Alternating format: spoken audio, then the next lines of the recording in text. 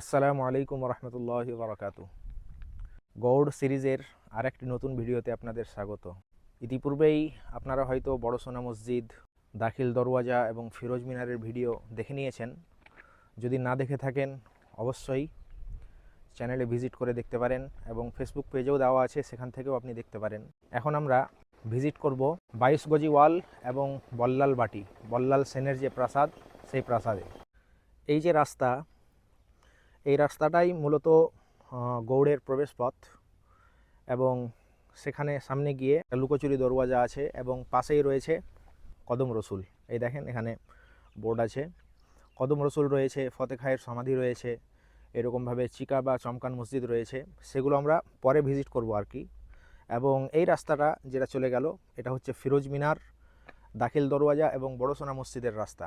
এবং এই যে রাস্তাটা এখান থেকে গেছে, এটা হচ্ছে 22 গজি ওয়াল এবং বল্লাল বাটি এবং জাহাজ ঘাটা, এই তিনটে জায়গা এখানে আছে। আমরা এখনই এক্সপ্লোর করব ইনশাল্লাহ। এবং তারপরে গিয়ে এইদিকে কদম রসুল আছে এবং আরও কয়েকটা জায়গা আছে, সেগুলো ভিজিট করব একের পর এক। তো আমি যেহেতু এদিক থেকে এসছি, আমার বাড়ি হচ্ছে এখানে পাশেই, এখান থেকে প্রায় 2-3 কিলোমিটার দূরে। আমি এদিক দিয়ে এসছি, সেই জন্য আমি এদিক থেকে সব কিছু দেখতে দেখতে আসছি। তো আপনারা সাথে থাকুন, গৌড়ের যা কিছু জায়গা আছে ঘোরার, সেগুলো ইনশাল্লাহ আপনাদেরকে আমি একের পর এক দেখাতে থাকব। ইতিমধ্যেই আমরা এসে পৌঁছিয়েছি 22 গজি ওয়ালের কাছে। আপনারা দেখতে পাচ্ছেন আমার পিছনে 22 গজি ওয়াল। মূলত এটা এই ওয়ালের ধ্বংসবিশেষ এবং এখানে কিছু সাইনবোর্ড আছে। চলুন আমরা সাইনবোর্ডটা একটু দেখে নিই। এই বোর্ড আপনারা দেখতে পাচ্ছেন, লেখা আছে 22 গজি ওয়াল, 1412 থেকে 1459 খ্রিস্টাব্দ। একটি উঁচু ইটের প্রাচীর যা গৌড় প্রাসাদের ঘেরা ছিল, যাকে 22 গজি প্রাচীরও বলা হয়, কারণ এর উচ্চতা ছিল 22 বাংলা গজ বা 42 ফুট। এটি বেস থেকে 15 ফুট চওড়া হয়ে উপরে প্রায় 9 ফুটে নেমে এসেছে। বিশাল প্রাচীরটি নিখুঁত কার্নিশ সহ নির্মিত, যা সম্ভবত ইলিয়াস শাহী রাজবংশের সুলতান নাসিরুদ্দিন মাহমুদ শাহের যুগে নির্মিত হয়েছিল, যার শাসনকাল ছিল 1442 থেকে 1459 খ্রিস্টাব্দে নির্মিত হয়েছিল।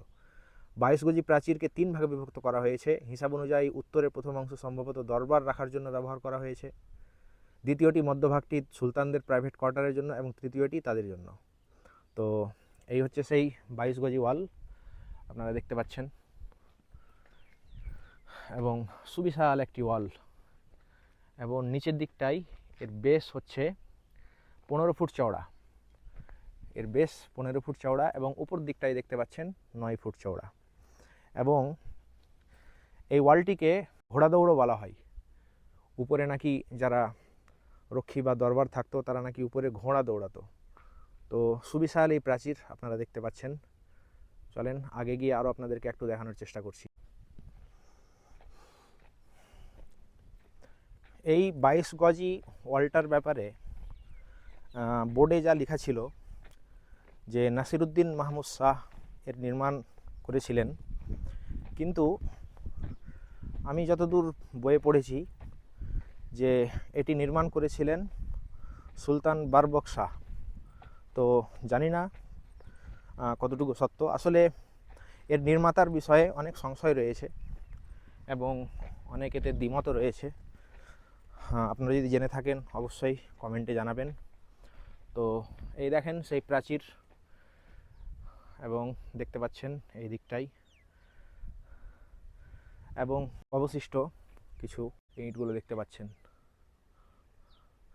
সাধারণত গৌড়ের যে সমস্ত স্থাপত্যগুলো রয়েছে সবগুলোই ইটের বা টেরাকোট্টার ছোটো ছোটো ইটের তৈরি। তো এই হচ্ছে তার অবস্থা। আমাদের প্রাচীন বাংলায় সুলতানি আমলে অনেক কিছু স্থাপত্য এখানে রয়েছে, এবং এই দেখেন এই পাশটা ধরে অনেক দূর পর্যন্ত যাওয়া যায়।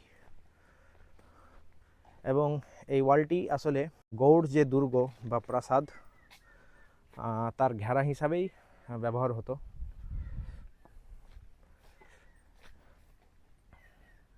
এবং এর বেশিরভাগ অংশগুলোই কিন্তু চুরি হয়ে গেছে বা খোয়া গেছে,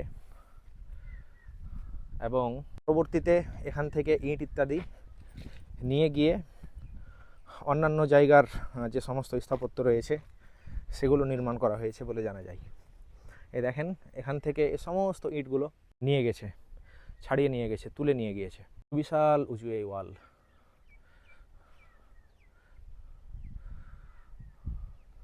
আমরা শুধু দেখছি এবং এর সৌন্দর্য উপভোগ করছি, কিন্তু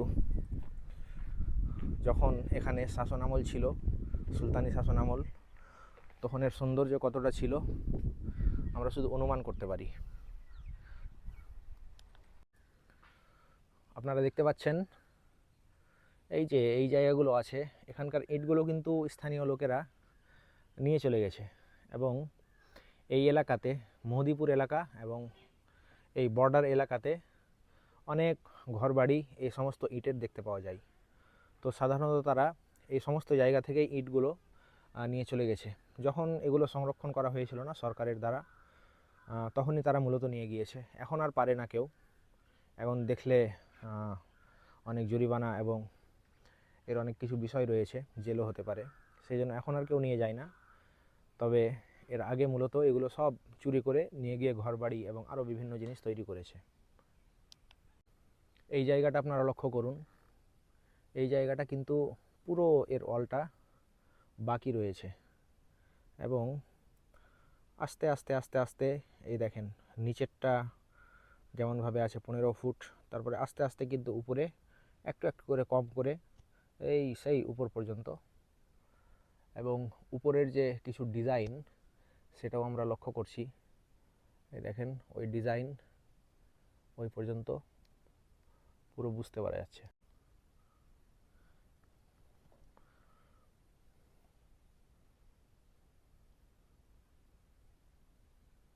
বাইশ গজি ওয়ালের ভেতরের অংশ দেখতে পাচ্ছেন, এবং এই দেখেন কত চিকন ইট,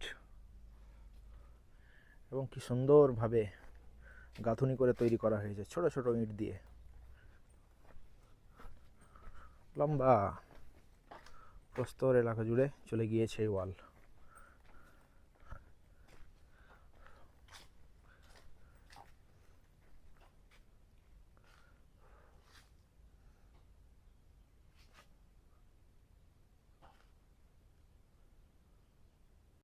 সামনে যে রাস্তাটি দেখতে পাচ্ছেন সেদিকে 22 গজি ওয়ালের একাংশ, এবং এখান থেকে আবার শুরু হচ্ছে সেই ওয়ালেরই একাংশ, এবং দেখতে পাচ্ছেন এটি প্রায় ভেঙে ভেঙে গিয়েছে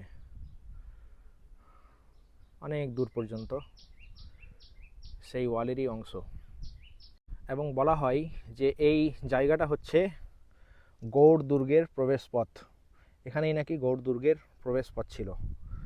দেখতে পাচ্ছেন মাঝখানের অংশটা নেই, সামনে পুরো বাগান, কিন্তু গৌড়ের যে সমস্ত দুর্গগুলো রয়েছে এর ভিতরেই নাকি ছিল। এই দেখতে পাচ্ছেন সামনে পুকুর বা খাল, চারিপাশে আমবাগান, বেশ সুন্দর পরিবেশ। 22 গজি ওয়াল দেখার পর এই যে পাশে রাস্তাটা গিয়েছে, এই রাস্তা দিয়েই কিন্তু বল্লাল বাটি যাওয়া যায়, এই সামান্য দূরেই। এবং আমরা এই যে পিছনের রাস্তা দেখতে পাচ্ছেন এই রাস্তা দিয়ে আসলাম, এবং এই দিক হয়ে একটু 22 গজি ওয়ালটা দেখে আমরা আবার এই দিকটাই যাব। এই দিকটাতে বল্লাল বাটি আছে, এবং তার কিছুটা ওই সাইডটাই জাহাজ ঘাটা বা সে সময়ের যে বন্দর ছিল, বন্দরগাহ, সেই জায়গাটাও আমরা এক্সপ্লোর করব।